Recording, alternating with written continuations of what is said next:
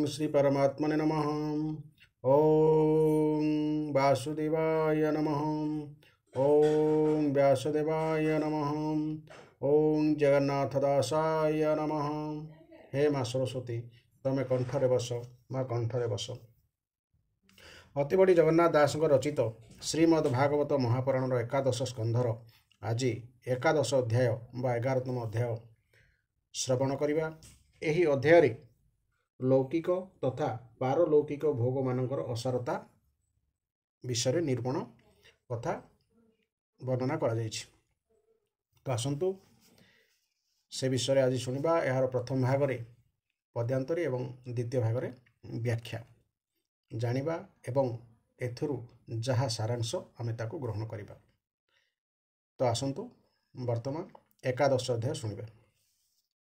देह बंधरु संसार एकादशरे ए विचार। श्री भगवान वाच कहन्ति प्रभु पद्मपाणी। शुणऊ धव साधुवाणी। तुअटु भकत प्रधान तोते प्रसन्न मोर मन। मुहि कहिली धर्म जेते आगम निगम उकते। से धर्म दृढ़ करी मने साधन कर सावधाने। जेवन धर्म कुल धर्म जे विधि आचार आश्रम। कर्म करिब काम तेजी सात्विके मोर पादे भोजी। जीव देखिब शुद्ध चिते मोहग हन ए जगते। आरंभ मान विपर्जय सर्वविकार मायामय। स्वपने नाना उपभोगे से जेन्हे आत्मार संजोगे। मणई सत्य प्रायताः दृष्टिश्रवणे सर्वमाया। जेते देखई नाना रंगे विफल होए निद्रा भंगे। एणु प्रवृत्ति धर्म एड़ी निवृत्ति धर्मे मन बढ़ी। साधु संगमे सेवा करी धर्म साधिब शिक्षा करी। जानिले तत्व उपदेश तेबे करिब कर्मन्यास। जे अबा कर्म करसण मते करिब समर्पण। जमनी अम बेनी पथे यत्ने साधिब यथोचिते। सेविब साधु सुज्ञजन मोर चरणे जार मन।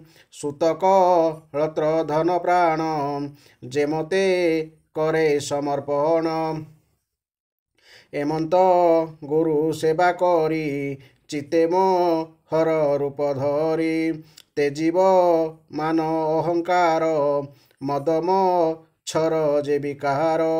दृढ़श्रु हृद गुरु ठाई निर्मम अलसन होई। ज्ञान अभ्यासी अविरत चंचल न करिब चित। समता दृष्टि सत्य भाषा एणे करिब नित्य आशा। दारात नय गृह क्षेत्र स्वजन बांधव जे मित्र। संपद विपद संचये धरिब उदासीन देहे। आकाश जेन्हे सर्वशून्य से रूपे होई उदासीन।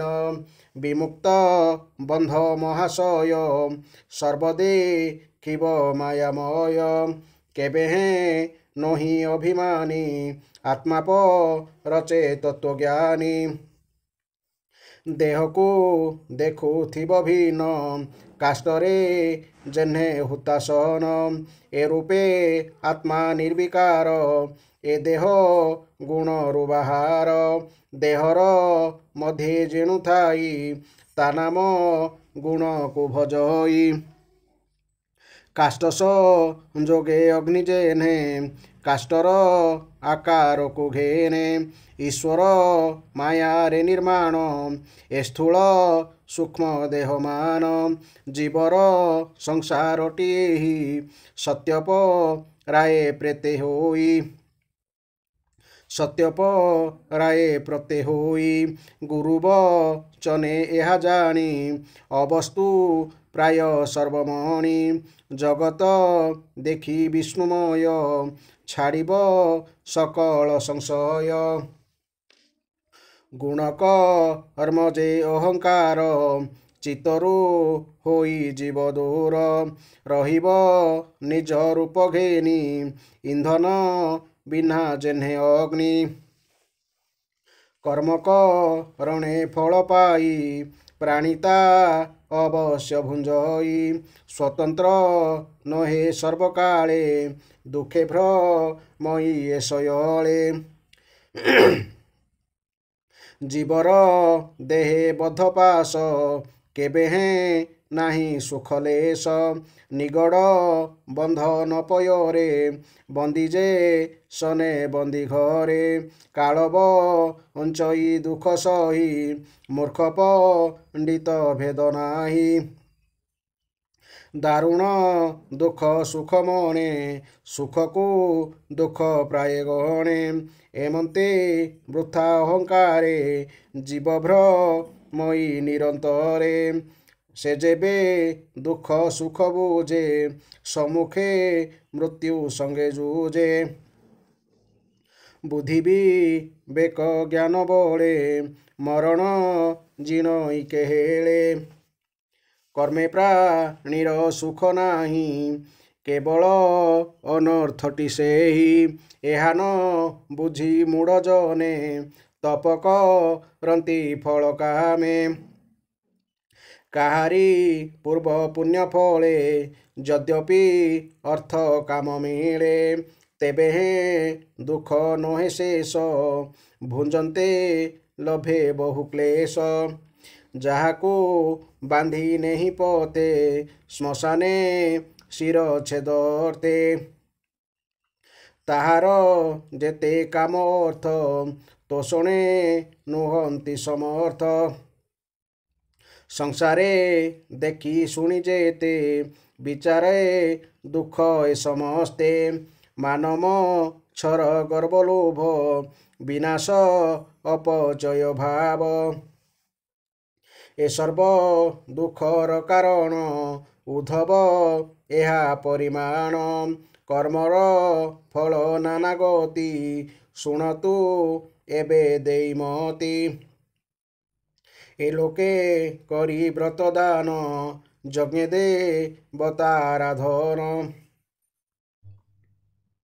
ସେ ପୁଣ୍ୟ ବଳେ ସ୍ୱର୍ଗ ଯାଇ ଭୁଞ୍ଜଇ ଦିବ୍ୟ ଦେହ ବହି ନାନା ପ୍ରକାର ସୁଖ ଯେତେ ଭୋଗ କରଇ ଦେବ ମତେ କର୍ମ ନିର୍ମିତ ପୁଣ୍ୟରଥେ ଫଳ ଭୁଞ୍ଜଇ ସ୍ୱର୍ଗ ପଥେ ଦିବ୍ୟ ଯୁବତୀ ଗଣ ସଙ୍ଗେ ବିମାନେ ରମେ ନାନା ରଙ୍ଗେ ଗନ୍ଧର୍ବ କିନ୍ନର ଯୁବତୀ ରଥ ପାରୁଷେ ପନ୍ତି ପହନ୍ତି କ୍ଷୁଦ୍ର କିଙ୍କିଣୀ ନାଦ ଧୀରେ ଲଳିତ ମଙ୍ଗଳ ମଧୁରେ ବିବିଧ ନୃତ୍ୟ ଗୀତ ଗାନ କରିତୁ ସନ୍ତି ତାର ମନ ଯାବତ କର୍ମ ଫଳ ପୁରେ ତାବତ ସ୍ୱର୍ଗ ଭୋଗ କରେ ପୁଣି ପଡ଼ଇ କର୍ମକ୍ଷୟେ ସଂସାରେ ବିଷ୍ଣୁ ମାୟା ମୋହେ ଏଣୁ ଅର୍ଜିତ କର୍ମ ପାକେ ଜୀବ ଭ୍ରମଇ ଦୁଃଖ ସୁଖେ ଅସାଧୁ ସଙ୍ଗେ ଯେତେ ଭାବ ଉଦ୍ଧବେ କହନ୍ତି ମାଧବ ସୁକର୍ମେ ସାଧୁ ସଙ୍ଗ ପାଇ କୁକର୍ମେ ଅସାଧୁ ମିଳଇ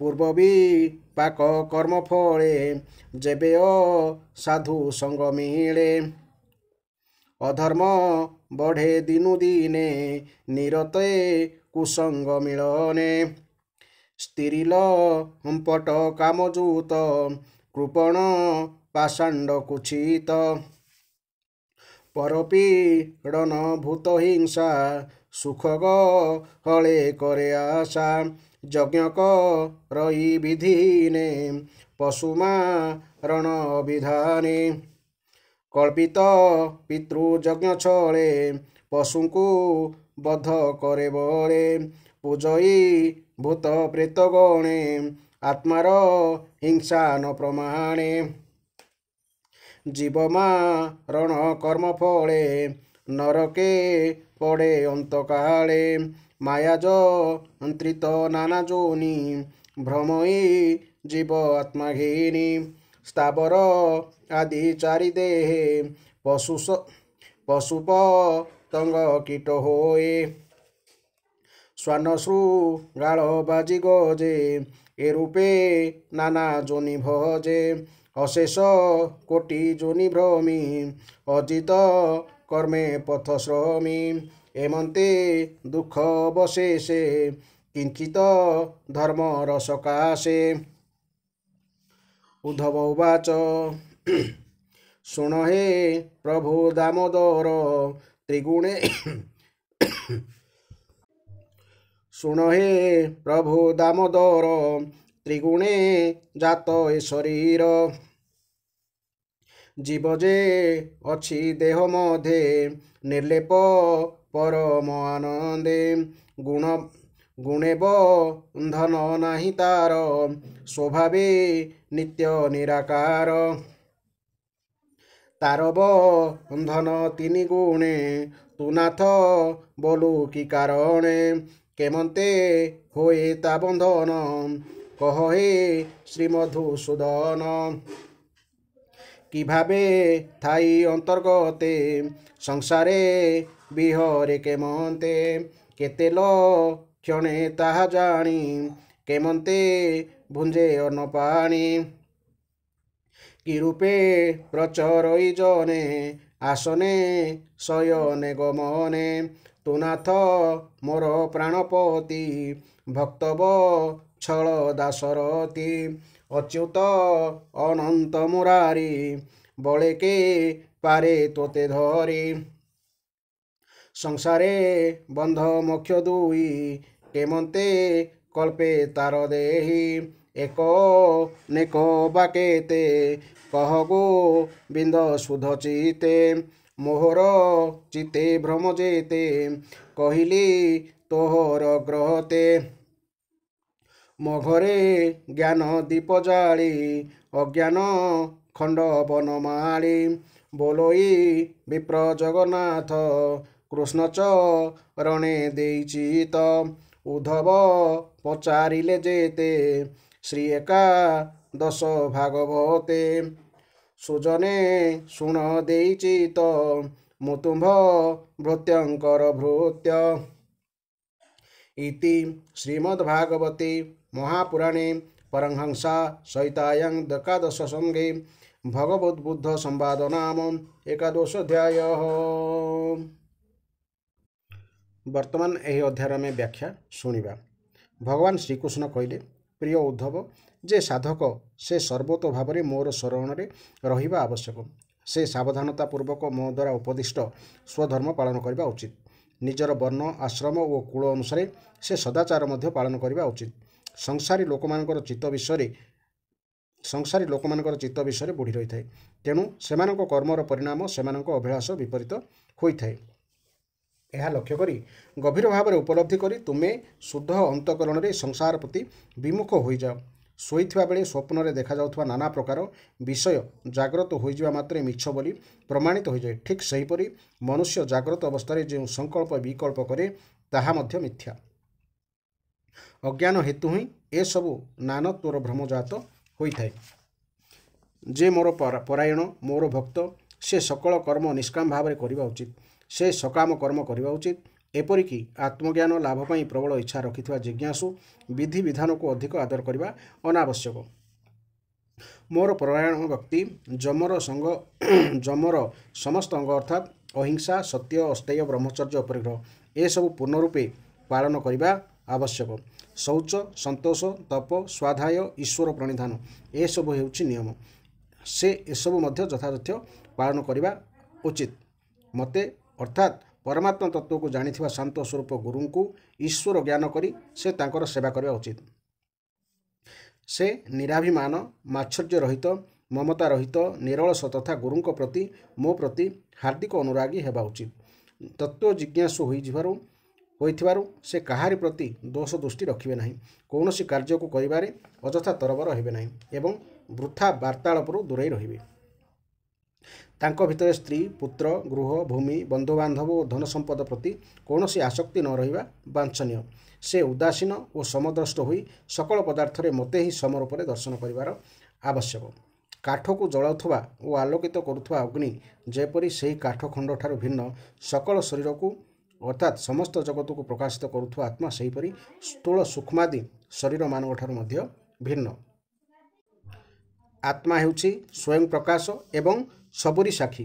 ରଡ଼ ନିଆଁରେ କାଠକୁ ଜଳୁଥିବା ଅଗ୍ନିର ଆକାର ପ୍ରକାର ଯେପରି ଜଳୁଥିବା କାଠର ଆକାର ପ୍ରକାରର ଅନୁରୂପ ହୋଇଥାଏ, ଅର୍ଥାତ୍ ଜାଳୁଥିବା ଅଗ୍ନି ଯେପରି ଜଳୁଥିବା କାଠର ଗୁଣଦୋଷ ଧାରଣ କଲାପରି ଜଣାପଡ଼େ, ଦେହରେ ପ୍ରବେଶ କରିଥିବା ଆତ୍ମା ସେହିପରି ଦେହର ଗୁଣଦୋଷ ବା ଧର୍ମ ଧାରଣ କଲାପରି ଜଣାପଡ଼େ ଏବଂ ତା ଫଳରେ ଆତ୍ମା ଉପରେ ଦେହର ବିକାର ଆରୋପିତ ହୁଏ।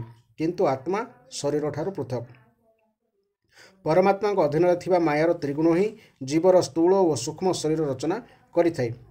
ଏସବୁ ଶରୀର ପ୍ରତି ଅହଂତ୍ଵ ମମତ୍ଵ ରଖିବା ହେତୁ ଆତ୍ମଜ୍ଞାନ ଆଚ୍ଛାଦିତ ହୋଇଥାଏ ଏବଂ ଦେହକୁ ଆତ୍ମା ନିଜେ ବୋଲି ଧରି ନେବାରୁ ଜୀବ ସଂସାର ବନ୍ଧନରେ ବା ଜନ୍ମ ମୃତ୍ୟୁ ଚକ୍ରରେ ପଡ଼େ।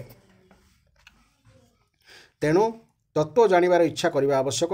ତତ୍ତ୍ୱ ଜାଣିଲେ ଆତ୍ମସ୍ୱରୂପକୁ ବୋଧ କରିହେବ। ଏହି ଆତ୍ମା ନିଜ ମଧ୍ୟରେ ହିଁ ପ୍ରତିଷ୍ଠିତ।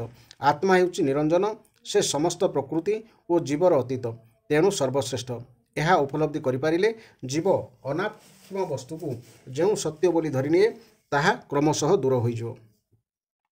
ଏହି ସତ୍ୟ ଜ୍ଞାନ ଲାଭ କରିବାକୁ ହେଲେ ଗୁରୁଙ୍କର ଆଶ୍ରୟ ନେବାକୁ ପଡ଼ିବ, ତାଙ୍କ ସାନ୍ନିଧ୍ୟରେ ବାସ କରିବାକୁ ପଡ଼ିବ। ଯଜ୍ଞ ପାଇଁ ଅଗ୍ନି ଉତ୍ପନ୍ନ କରିବାକୁ ଯେଉଁ ଅରଣି ମନ୍ଥନ ଯନ୍ତ୍ର ବ୍ୟବହୃତ ହୁଏ, ସେଥିରେ ଥାଏ ତଳେ ଖଣ୍ଡିଏ କାଠ, ଉପରେ ଖଣ୍ଡିଏ କାଠ ଓ ମଝିରେ ମନ୍ଥନ ଦଣ୍ଡ।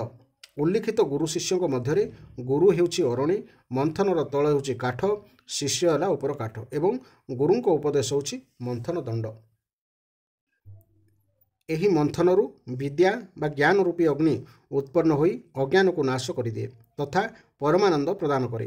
ଗୁରୁଙ୍କ ଠାରୁ ଜ୍ଞାନ ଲାଭ କରି ବୁଦ୍ଧି ସୂକ୍ଷ୍ମ ହୋଇଗଲେ ସେହି ଅତ୍ୟନ୍ତ ସୂକ୍ଷ୍ମ ଶୁଦ୍ଧ ବୁଦ୍ଧି ମାୟାରୁ ଉତ୍ପନ୍ନ ତ୍ରିଗୁଣକୁ ଭସ୍ମ କରିଦିଏ। ତ୍ରିଗୁଣ ଭସ୍ମ ହୋଇଯିବା ପରେ ସେହି ଜିଜ୍ଞାସୁଙ୍କ ନିମନ୍ତେ ଏହି ବିଶ୍ୱ ମଧ୍ୟ ରହେ ନାହିଁ। ଇନ୍ଧନକୁ ଜଳାଇ ସାରି ଅଗ୍ନି ଯେପରି ଶାନ୍ତ ହୋଇଯାଏ, ଗୁଣମାନଙ୍କୁ ଜଳାଇ ଭସ୍ମ କରିଦେବା ପରେ ସେହି ବୁଦ୍ଧି ମଧ୍ୟ ସେହିପରି ଶାନ୍ତ ହୋଇଯାଏ। ଯଦି ଧରି ନିଆଯାଏ ଯେ କର୍ମ ବିଧାନ କରୁଥିବା ଶାସ୍ତ୍ରମାନଙ୍କ ମଧ୍ୟରେ ଭିନ୍ନତା ରହିଥିବାରୁ ଓ କର୍ମର କର୍ତ୍ତାମାନଙ୍କ ମଧ୍ୟରେ ବି ତାରତମ୍ୟ ରହିଥିବାରୁ ସେମାନଙ୍କୁ ମିଳୁଥିବା ସୁଖ ଦୁଃଖ ଆଦି ଫଳମାନଙ୍କରେ ତାରତମ୍ୟ ରହେ ଏବଂ ତଦନୁସାରେ ମିଳୁଥିବା ଶରୀର, ଲୋକ ଓ ସେହି ଲୋକରେ ଭୋଗର ସମୟରେ ମଧ୍ୟ ତାରତମ୍ୟ ରହେ ଏବଂ ଯଦି ଏହା ବି ଧରି ନିଆଯିବ ଯେ ସବୁ ପ୍ରାଣୀ ଓ ପଦାର୍ଥ ପ୍ରବାହ ରୂପରେ ଉତ୍ପନ୍ନ ହୁଅନ୍ତି ଓ ନଷ୍ଟ ହୁଅନ୍ତି, ତେବେ ବୁଦ୍ଧିରେ ନାନାତ୍ଵ ରୂପୀ ଭ୍ରମ ଉତ୍ପନ୍ନ ହୋଇଯିବ। କାରଣ ମନୁଷ୍ୟ ଯେଉଁ ସତ୍ତ୍ୱ ଆଦି ଗୁଣ ପ୍ରଧାନ ଦେବତାଙ୍କୁ ଆରାଧନା କରେ, ସେହି ଦେବତାମାନଙ୍କର ଆକୃତି, ପ୍ରକୃତି ଓ ସତ୍ତ୍ୱ ଆଦି ଗୁଣମାନଙ୍କର ତାରତମ୍ୟ ଅନୁସାରେ ମନୁଷ୍ୟର ବୁଦ୍ଧି ତଦନୁରୂପ ଗୁଣରେ ଯୁକ୍ତ ହୋଇଯାଏ। କିନ୍ତୁ ବାସ୍ତବରେ ଦେହ ସହିତ ନିଜର ସମ୍ବନ୍ଧ ଯୋଡ଼ିଦେଲେ ହିଁ ଦେହାଭିମାନୀ ଜୀବର ଏହିସବୁ ଭିନ୍ନତା ଆସିଯାଏ। କାଳର ପ୍ରବାହରେ ପ୍ରାଣୀ ଓ ପଦାର୍ଥମାନେ ଅନୁକ୍ଷଣ ବିନାଶ ପଥରେ ଚାଲିଥାନ୍ତି। କର୍ମ କରିବାରେ ଜୀବ ସ୍ୱତନ୍ତ୍ର ନୁହେଁ କି ସେ ସୁଖ ଦୁଃଖ ଭୋଗିବାରେ ମଧ୍ୟ ସ୍ୱତନ୍ତ୍ର ନୁହେଁ। ସେ ଯଦି ପରାଧୀନ ହୋଇନଥାନ୍ତା ତେବେ ବାଧ୍ୟ ହୋଇ ଦୁଃଖ ଭୋଗନ୍ତା କାହିଁକି? କିଏ ବା ସୁଖ ଭୋଗିବାକୁ ନ ଚାହେଁ?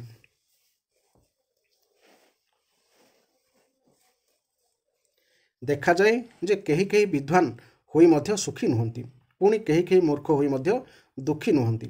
ସ୍ଥିତି ଏପରି ହୋଇଥିବା ବେଳେ ମନୁଷ୍ୟ ନିଜର ଶକ୍ତି ସାମର୍ଥ୍ୟ ନେଇ ଅହଙ୍କାର କରିବା ବୃଥା।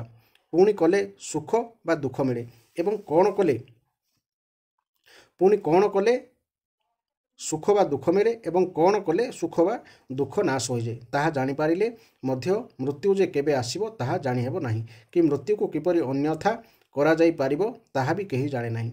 ଫାଶୀ ଦେବାବେଳେ ନିଆଯାଉଥିବା ଲୋକଙ୍କୁ ଯେପରି କୌଣସି ପ୍ରକାର ଭୋଗ୍ୟ ସାମଗ୍ରୀ ସୁଖ ଦେଇପାରେ ନାହିଁ, ସେହିପରି ପ୍ରତ୍ୟେକ ମନୁଷ୍ୟର ମୃତ୍ୟୁ ସୁନିଶ୍ଚିତ ହୋଇ ରହିଥିବା ବେଳେ ମରଣ ଧର୍ମା ମନୁଷ୍ୟକୁ କୌଣସି ବସ୍ତୁ କିପରି ବା ସୁଖ ଦେଇପାରିବ। ଇହଲୋକ ଯେପରି ଦୋଷଯୁକ୍ତ, ପରଲୋକ ସେହିପରି ଦୋଷଯୁକ୍ତ। ସେଠାରେ ମଧ୍ୟ ସ୍ପର୍ଦ୍ଧା ବା ପ୍ରତିଯୋଗିତା, ଅସୂୟା, ଧୀରେ ଧୀରେ କ୍ଷୀଣ ହେବା ଏବଂ ଶେଷରେ ନାଶ ହେବା ଏସବୁ ଲାଗି ରହିଛି। ପୁଣ୍ୟ କ୍ଷୟ ହୋଇଗଲେ ସେଠାରୁ ଅଧପତନ ହୋଇଥାଏ। କୃଷକ ଯେପରି କୃଷି କାର୍ଯ୍ୟ ଓ ବୁଣାରୁଆ କରେ ସତ, କିନ୍ତୁ ଅତିବୃଷ୍ଟି, ଅନାବୃଷ୍ଟି ଓ ନାନା ପ୍ରକାର ରୋଗପୋକ ଆଦି ଦ୍ୱାରା ଫସଲ ନଷ୍ଟ ହୁଏ, ବହୁ ପରିଶ୍ରମ ନଷ୍ଟ ହୁଏ, ସେହିପରି ମନୁଷ୍ୟ ସ୍ୱର୍ଗ ପ୍ରାପ୍ତିର କାମନା ରଖି ଯେଉଁ ସବୁ ପ୍ରୟାସ କରେ ସେଥିରେ ମଧ୍ୟ ନାନା ପ୍ରକାର ବିଘ୍ନ ଦେଖାଦିଏ ଏବଂ ତା ଫଳରେ ତା'ର ବହୁ ପ୍ରୟାସ ନଷ୍ଟ ହୋଇଯାଏ। ଯଦିବା ଯଜ୍ଞ ଆଦି ଅନୁଷ୍ଠାନ ନିର୍ବିଘ୍ନରେ ଭଲ ରୂପେ ସମ୍ପନ୍ନ ହୋଇଯାଏ ଏବଂ ତାହାର ଫଳସ୍ୱରୂପ ଊର୍ଦ୍ଧ୍ୱଲୋକ ପ୍ରାପ୍ତ ବି ହୁଏ, ତଥାପି ତା ଉପରେ କ'ଣ ହୁଏ ଶୁଣ। ଯଜ୍ଞକର୍ତ୍ତା ଯଜ୍ଞ ଦ୍ୱାରା ଦେବତାମାନଙ୍କୁ ଆରାଧନା କରି ସ୍ୱର୍ଗକୁ ଯାଏ। ସେଠାରେ ନିଜର ପୁଣ୍ୟ କର୍ମ ଦ୍ୱାରା ଉପାର୍ଜିତ ଦିବ୍ୟ ଭୋଗ ଦେବତାମାନଙ୍କ ସହିତ ପରି ଭୋଗ କରେ। ସେଠାରେ ତା'ର କର୍ମ ଅନୁସାରେ ତାକୁ ଏକ ଚକଚକିଆ ବିମାନ ମିଳେ। ସେଥିରେ ବସି ସେ ସୁର ସୁନ୍ଦରୀମାନଙ୍କ ସହିତ ବିହାର କରେ। ଗନ୍ଧର୍ବମାନେ ତା'ର ଗୁଣଗାନ କରନ୍ତି। ତା'ର ରୂପ ଲାବଣ୍ୟ ଦେଖି ଅନ୍ୟମାନଙ୍କର ମନ ପ୍ରଲୁବ୍ଧ ହୁଏ। ସେ ଯେଉଁଠିକି ଯିବାକୁ ଇଚ୍ଛା କରେ ତା'ର ବିମାନ ସେଠାକୁ ଚାଲିଯାଏ। ବିମାନର ଘଣ୍ଟି ଘାଗୁଡ଼ିର ଧ୍ୱନି ଦିଗ ବିଦିଗକୁ ଗୁଞ୍ଜାୟମାନ କରିଦିଏ। ସେ ଅପ୍ସରାମାନଙ୍କ ସହିତ ନନ୍ଦନବନ ଆଦି ଦେବତାମାନଙ୍କର ବିହାରସ୍ଥଳୀରେ କ୍ରୀଡ଼ା କରି କରି ଏତେ ଆତ୍ମରା ହୋଇଯାଏ ଯେ ତା'ର ପୁଣ୍ୟବଳ ଯେ ସରି ଆସିଲାଣି, ତାକୁ ଏଥର ସ୍ୱର୍ଗରୁ ଯେ ଖସାଇ ଦିଆଯିବ ଏ କଥା ତା'ର ଆଦୌ ଖିଆଲ ରହେ ନାହିଁ। ପୁଣ୍ୟବଳ ଥିବା ଯାଏଁ ଯେ ସ୍ୱର୍ଗରେ ମୌଜ ମଜଲିସ୍ କରେ, ପୁଣ୍ୟ କ୍ଷୀଣ ହୋଇଗଲେ ସେ ଚାହୁଁ ନଥିଲେ ବି କାଳ ତାକୁ ତଳକୁ ଠେଲିଦିଏ। ଯଦି କୌଣସି ମନୁଷ୍ୟ କୁସଙ୍ଗରେ ପଡ଼ି ଅଧର୍ମ ପରାୟଣ ହୋଇଯାଏ, ନିଜ ଇନ୍ଦ୍ରିୟମାନଙ୍କର ଅଧୀନ ହୋଇଯାଏ, ନୀତି ନିୟମ ନ ମାନି ସ୍ୱେଚ୍ଛାଚାରିତା ଆଚରଣ କରେ, କୃପଣ ହୋଇଯାଏ, ଲମ୍ପଟ ହୋଇଯାଏ, ପ୍ରାଣୀମାନଙ୍କୁ ଦୁଃଖ ଦିଏ ଅଥବା ବିଧି ବିରୁଦ୍ଧ ପଶୁବଳି ଦେଇ ଭୂତ ପ୍ରେତଙ୍କୁ ପୂଜା କରେ, ତେବେ ତାକୁ ବାଧ୍ୟ ହୋଇ ଅନ୍ଧକାରମୟ ନରକରେ ପଡ଼ିବାକୁ ହୁଏ। ସକଳ ପ୍ରକାର ସକାମ କର୍ମ ପରିଣାମରେ ଦୁଃଖ ହିଁ ଦିଏ। ଯେ ନିଜ ଦେହ ପ୍ରତି ଅହଙ୍କ୍ତ ମମତ୍ୱ ରଖି ଦେହ ସର୍ବସ୍ୱ ଜୀବନଯାପନ କରେ, ତାକୁ ଜନ୍ମ ମରଣ ଚକ୍ରରୁ ତ୍ରାହି ମିଳେ ନାହିଁ। ଏପରି ସ୍ଥିତିରେ ଏ ମରଣଧର୍ମୀ ପ୍ରାଣୀକୁ ବା କି ସୁଖ ମିଳିବ? ଲୋକ ଓ ଲୋକପଳମାନଙ୍କର ଆୟୁ ମଧ୍ୟ ଗୋଟିଏ କଳ୍ପ ମାତ୍ର। ତା ଛଡ଼ା ସେହି କଳ୍ପକାଳ ରହୁଥିବା ଲୋକପଳମାନେ ମୋତେ ସବୁବେଳେ ଭୟ କରୁଥାନ୍ତି। ଅନ୍ୟମାନଙ୍କ କଥା କ'ଣ କହିବା, ଦୁଇ ପରାର୍ଦ୍ଧ ଲମ୍ବା ଆୟୁ ପାଇଥିବା ସ୍ୱୟଂ ବ୍ରହ୍ମା ମଧ୍ୟ ମୋତେ ଭୟ କରନ୍ତି। ସତ୍ତ୍ୱାଦି ଗୁଣ ଇନ୍ଦ୍ରିୟମାନଙ୍କୁ ସେମାନଙ୍କର କର୍ମରେ ଲାଗିବାକୁ ପ୍ରେରିତ କରନ୍ତି ଏବଂ ଇନ୍ଦ୍ରିୟମାନେ କର୍ମ କରନ୍ତି। ଜୀବ ଅଜ୍ଞାନବଶତଃ ସତ୍ତ୍ୱାଦି ଗୁଣ ଓ ଇନ୍ଦ୍ରିୟମାନଙ୍କୁ ନିଜ ସ୍ୱରୂପ ବୋଲି ଭାବେ ଏବଂ ସେମାନଙ୍କ କୃତକର୍ମ ସହିତ ନିଜର ସମ୍ବନ୍ଧ ଯୋଡ଼ିବା ଫଳରେ ସୁଖ ଦୁଃଖ ଭୋଗ କରେ। ଯେ ପର୍ଯ୍ୟନ୍ତ ଶରୀର ଆଦି ପ୍ରତି ମମତ୍ୱ ରହିଛି ଓ ଅହଙ୍କାର ରହିଛି, ସେ ପର୍ଯ୍ୟନ୍ତ ଆତ୍ମା ଯେ ଏକ ଏ ଅନୁଭୂତି ହୁଏ ନାହିଁ କି ନାନାତ୍ୱର ଭ୍ରମ ତୁଟେ ନାହିଁ। ଯେ ପର୍ଯ୍ୟନ୍ତ ଏହି ଅଜ୍ଞାନମୂଳକ ଭ୍ରମ ନିବୃତ୍ତ ହୋଇନାହିଁ, ସେ ପର୍ଯ୍ୟନ୍ତ ଜୀବ ପରତନ୍ତ୍ର ହୋଇ ରହେ। ପରତନ୍ତ୍ରତା ଥିବା ପର୍ଯ୍ୟନ୍ତ ଈଶ୍ୱରଙ୍କ ପ୍ରତି ଭୟ ଅତୁଟ ରହିଥାଏ। ଯେଉଁମାନେ ଏପରି ଗୁଣଧର୍ମରେ ବାନ୍ଧି ହୋଇ ରହନ୍ତି, ସେମାନେ ଶୋକ ଓ ମୋହରେ ଘାଣ୍ଟି ହେଉଥାନ୍ତି। ପ୍ରିୟ ଉଦ୍ଧବ, ମାୟାର ଗୁଣମାନଙ୍କର କ୍ଷୋଭ ଉତ୍ପନ୍ନ ହେଲେ ସେମାନଙ୍କର ବ୍ୟବହାରିକ ସତ୍ତା ଅନେକ ରୂପରେ ପ୍ରକାଶିତ ହୁଏ। ଯେହେତୁ ମୁଁ ପରମାତ୍ମା ହିଁ ହେଉଛି କାଳ, ଆତ୍ମା, ଆଗମ ବା ବେଦ, ଲୋକ, ସ୍ୱଭାବ ଓ ଧର୍ମ, ତେଣୁ ଏପରି ନାନାତ୍ୱ ଭାବନା ନ କରି ସବୁରି ରୂପରେ କେବଳ ମୋତେ ହିଁ ଦେଖିବା ଉଚିତ। ଉଦ୍ଧବ ପଚାରିଲେ, ଭଗବାନ, ଏହି ଜୀବ ଦେହରୁ ଉତ୍ପନ୍ନ ହେଉଥିବା ଗୁଣମାନଙ୍କ ସହିତ ରହି ମଧ୍ୟ ଦେହରୁ ଜାତ କର୍ମରେ ବାନ୍ଧି ହୁଏ ନାହିଁ କିପରି? ଅପରପକ୍ଷେ ସେସବୁ ସହିତ ସମ୍ପର୍କ ନଥାଇ ମଧ୍ୟ ଜୀବ ଯେପରି କାହିଁକି ସେସବୁରେ ବାନ୍ଧି ହୋଇଯାଏ? ବଦ୍ଧ ପୁରୁଷ ଓ ମୁକ୍ତ ପୁରୁଷ କିପରି ଆଚରଣ କରନ୍ତି, କିପରି ବିହାର କରନ୍ତି, କିପରି ଭୋଜନ କରନ୍ତି, କେଉଁ ସବୁ ଲକ୍ଷଣରୁ ସେମାନଙ୍କୁ ଚିହ୍ନି ହୁଏ, ସେମାନେ କିପରି ମଳତ୍ୟାଗ ଇତ୍ୟାଦି କରନ୍ତି, ସେମାନେ କିପରି ଶୁଅନ୍ତି, କିପରି ବସନ୍ତି, କିପରି ଚାଲନ୍ତି? ହେ ଅଚ୍ୟୁତ, ପ୍ରଶ୍ନର ମର୍ମଜ୍ଞମାନଙ୍କ ମଧ୍ୟରେ ଆପଣ ହେଉଛନ୍ତି ଶ୍ରେଷ୍ଠ। ତେଣୁ ଆପଣ ମୋର ଏହି ପ୍ରଶ୍ନର ଉତ୍ତର ଦିଅନ୍ତୁ ଯେ ଆତ୍ମା ଏକ ହୋଇଥିଲେ ମଧ୍ୟ ସେ ନିତ୍ୟବଦ୍ଧ ଭଳି ଜଣାପଡ଼େ କିପରି ଏବଂ ପୁଣି ସେ ନିତ୍ୟ ମୁକ୍ତ କିପରି? ଏ କଥା ଉପରେ ବିଚାର କଲେ ମୁଁ ଭ୍ରମରେ ପଡ଼ିଯାଉଛି। ଏହି ଥିଲା ସୁନ୍ଦର ଏକ ଅଧ୍ୟାୟ। ପ୍ରକୃତରେ ଶାସ୍ତ୍ର ଅନେକ ଜ୍ଞାନ ଦେଉଛି, କିନ୍ତୁ ଆମେ ଅଜ୍ଞାନବଶତଃ ଶାସ୍ତ୍ରର ଅଧ୍ୟୟନ ନ କରି ନିଜର ଶରୀରକୁ ହିଁ ଉପଯୋଗ କରୁଛେ, ଆଉ ଫଳସ୍ୱରୂପ ତା'ର କୁଫଳ ମଧ୍ୟ ଭୋଗ କରୁଛେ। ତେଣୁ ଶାସ୍ତ୍ର ଅଧ୍ୟୟନ ଅନିବାର୍ଯ୍ୟ।